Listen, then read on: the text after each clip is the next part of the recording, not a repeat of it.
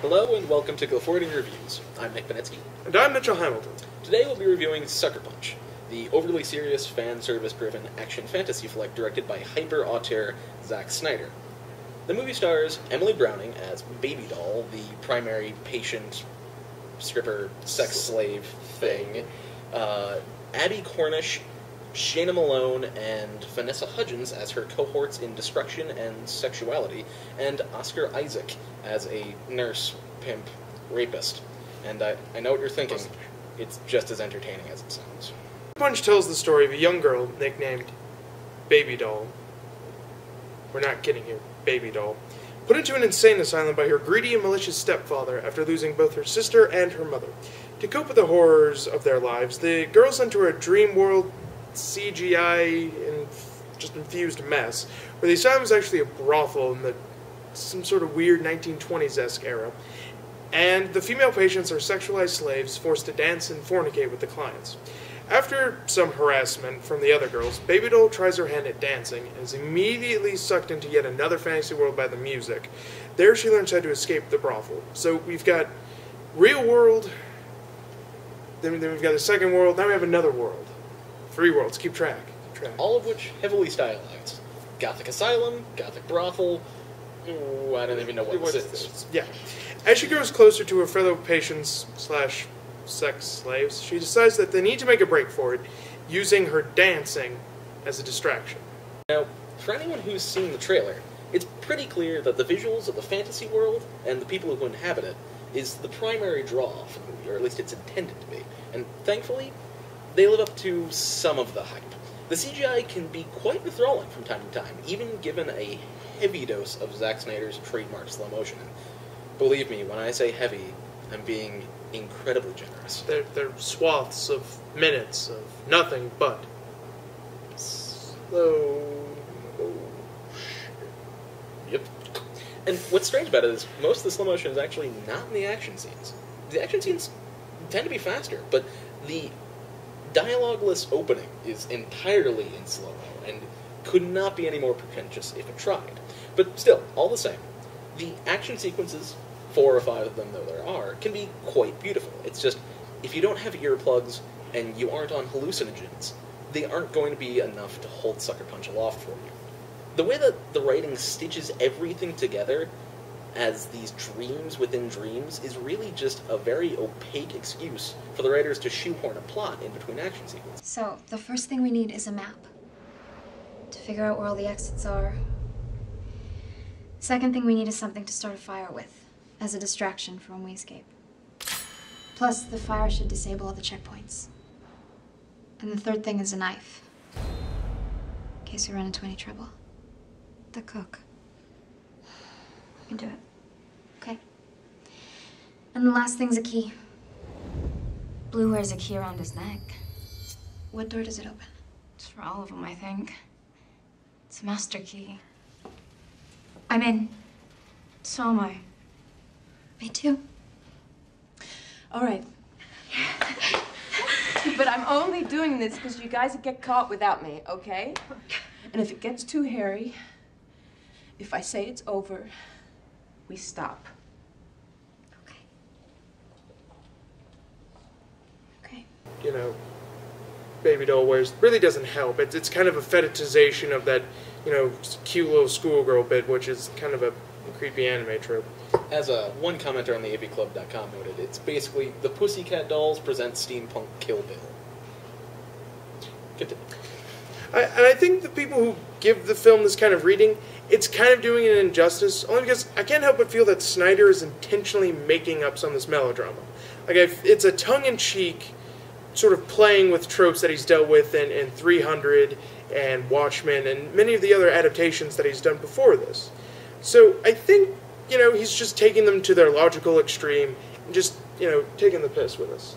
I would very much like to believe that Snyder is in on this melodrama. That, again, it's tongue-in-cheek, as you said, but Sucker Punch is so serious, it's painful to watch. It's true. From the again, aforementioned cliche opening with no dialogue except for a terrible soundtrack, which, on that note... Oh, God. Do you like 60s rock and new wave to the mid-80s? Do you like it being butchered and mashed to hell and back by club DJs?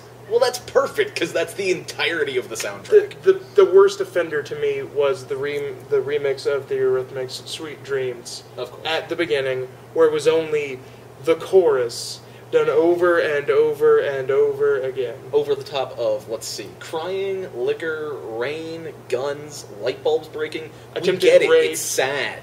2 attempted rape scenes, actually. I think that. 2 in the opening, the dialogueless opening. I mean, I look at his previous work, like 300 and Watchmen in particular. You know, other movies that deal with very geeky concepts. 2, hugely popular comics. He took Watchmen and made a really emotionally evocative, very interesting movie. I mean, honestly, I think it's a blueprint for if you ever want to do an adaptation of a comic book, this is it. And 300 taking what, was a bunch of proto-fascist swaggering men in nothing but, leather banana hammocks into a really, I mean, sure, it's really gory and over the top, but, there are moments of genuine emotion there, hidden deep amongst the gore. Here, nothing. It's the kind of ADD, like, hyperactive schlock that I feel give geeks a bad name. Oh, that we're just seen as a bunch of, I don't want to say perverts, but, along those lines. I mean, keep in mind that those other 2 films that we mentioned, 300 and Watchmen, were based off of another geek trope, comic books. Yes. And those screenplays were based off of not only comic books, but good, renowned comic books. Particularly Watchmen. Particularly Watchmen. You should read it if you haven't. Now, Yes. this is Zack Snyder's first original screenplay, and frankly, it's so rough, it might as well have been written on sandpaper. This is a movie not for the faint of heart. I'm going to go ahead and throw that warning out there. If you're uncomfortable with any kind of rape type scenario or any kind of acts of sexual violence, don't see this movie. You're not going to want to see this movie. Really? I'd say you should only see this movie if you like terrible movies. And I don't mean it's so bad, it's good. Not Plan 9 from Outer Space bad. No, terrible movies. If you genuinely liked The Room, or if you sincerely respect The Last Airbender, if Catwoman is your idea of a cinematic experience, or if this movie's for you. Or if you like a lot of girls in really tight-fitting black outfits. Yeah, or if you're stoned out of your mind. That'll probably help. Overall, I can only give Sucker Punch a 1. It's one of the worst movies I've ever seen. From the very beginning to the very end, it's poorly written, poorly acted, and keep in mind, the only acting in this is crying, fighting, or raping, which is incredibly both depressing, and even more so depressing that it's hard to feel for these people when such terrible things are happening to them, because the actors just can't get into it. I'm going to give it a 1 for similar reasons. I really wanted to get behind some of these characters. Like, I really felt for them. They're in a terrible situation. It's truly awful once the reveal in the 3rd act. And you see what's really going on. I really just left the theater not caring about them. And I felt like a terrible person afterwards. I mean, I like dark and depressing movies. They're kind of my forte.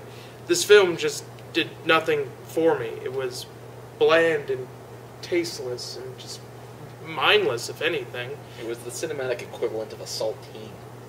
Yeah.